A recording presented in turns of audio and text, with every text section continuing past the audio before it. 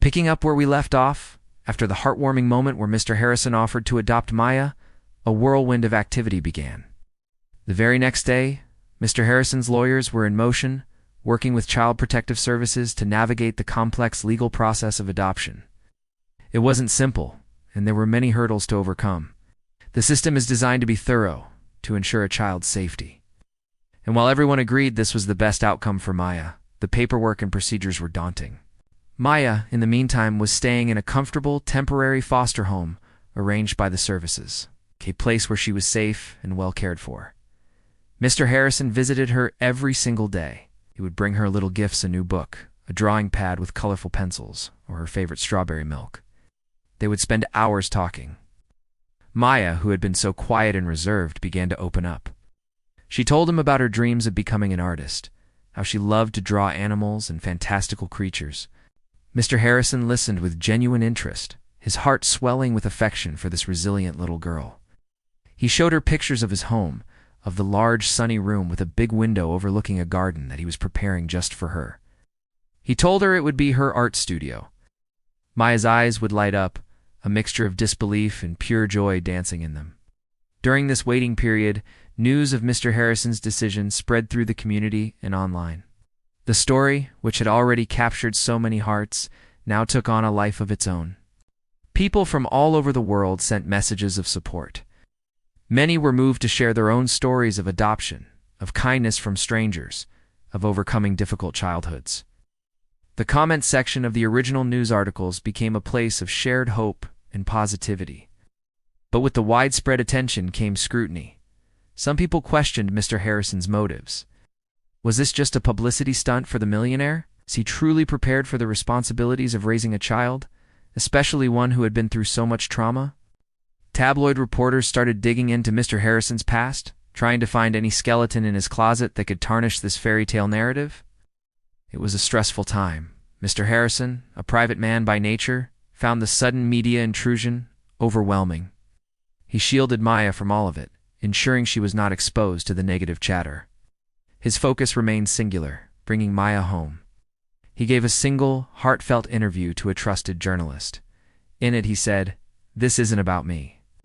This is about a little girl who asked for a simple kindness and deserved so much more. I'm not a hero. I'm just a man who was given a chance to do the right thing, to provide a home and a future for a child who deserves the world." Maya is the real hero of this story. His sincerity cut through the noise and silenced most of the critics. Meanwhile, the investigation into Maya's mother continued. The authorities were working to understand the full extent of the neglect. It was a sad and complicated situation. They discovered that her mother was struggling with severe issues of her own, issues that left her incapable of providing proper care. While there was no excusing her actions, it painted a tragic picture of a cycle of hardship. For Maya, this meant the legal path to adoption became clearer. It was determined that returning to her mother's care was not a viable or safe option. This news was bittersweet. It solidified Maya's future with Mr. Harrison, but it also closed a chapter of her life, however painful it had been. Mr. Harrison, with the guidance of child psychologists, knew that one day they would have to navigate these complex feelings together. But for now, the priority was stability and love. The social workers assigned to Maya's case were incredibly supportive. They saw the genuine bond forming between her and Mr. Harrison. They conducted home visits, interviewed Mr. Harrison extensively, and spoke with Maya alone to ensure she was happy and felt safe with the arrangement. Maya left no doubt in their minds. When asked what she thought about living with Mr. Harrison, she simply said, "He promised to keep me safe. He feels like sunshine."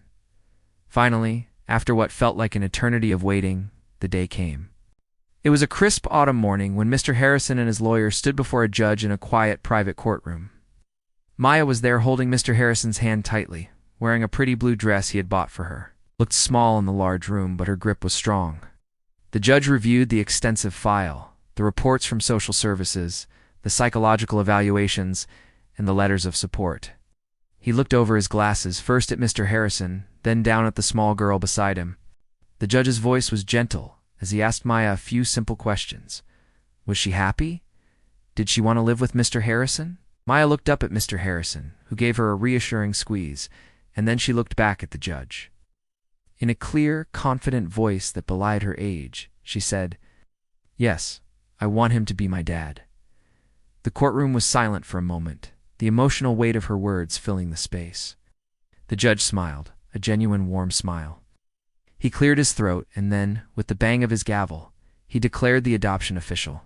Mr. Harrison knelt down and pulled Maya into a hug, burying his face in her hair as tears of relief and overwhelming joy streamed down his face.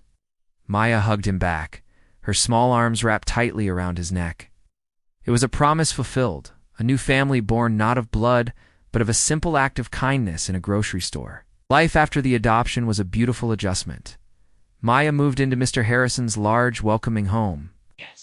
The room he had prepared for her was even better than the pictures. It was filled with art supplies, a large desk for her to draw on, and a cozy reading nook by the window. For the first few weeks, Maya was still very quiet, exploring her new surroundings with a sense of wonder and caution. Mr. Harrison was endlessly patient. He never pushed her, simply created a safe and predictable environment. They established simple routines: breakfast together every morning with strawberry milk, of course walks in the garden in the afternoon, and reading a story before bed. Mr. Harrison, the powerful CEO, rearranged his entire life. He delegated more at work, determined to be a present and active father. He learned to cook Maya's favorite meals, which mostly consisted of macaroni and cheese and chicken nuggets. He attended parent-teacher conferences when Maya started at a new school, beaming with pride at her progress. Maya, in turn, began to blossom. The quiet, timid girl started to laugh more, her giggles echoing through the once silent halls of the mansion. She made friends at school. She started covering the walls of her room with her vibrant drawings. One evening, as Mr. Harrison was tucking her into bed, she handed him a piece of paper. It was a drawing of a little girl with big, bright eyes holding hands with a tall man under a shining sun.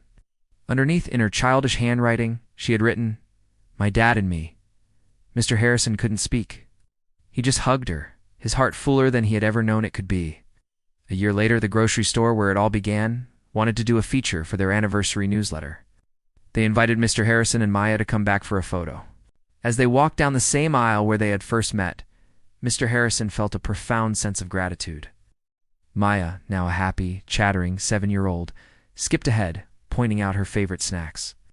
She stopped at the dairy section and looked at the cartons of milk. She turned to Mr. Harrison, a playful glint in her eye, and said, "Remember when I said I'd pay you back when I grow up?" Mr. Harrison smiled, crouching down to her level. "I remember it like it was yesterday," he said. Maya reached into her small pocket and pulled out a shiny quarter. She pressed it into his hand. "Here," she said seriously. "This is the first payment." Mr. Harrison looked at the coin in his palm, then back at her beautiful smiling face. He felt the familiar sting of happy tears. He closed his hand around the quarter, as if it were the most valuable treasure in the world. "Thank you, sweetheart," he whispered, his voice thick with emotion. "You've already paid me back more than you could ever know." He scooped her up in his arms, and as the store's photographer captured the moment, it was clear to everyone that a simple promise for a carton of milk had turned into a priceless happily ever after. Thank you for following this incredible story with us. Don't forget to like and subscribe for more uplifting content.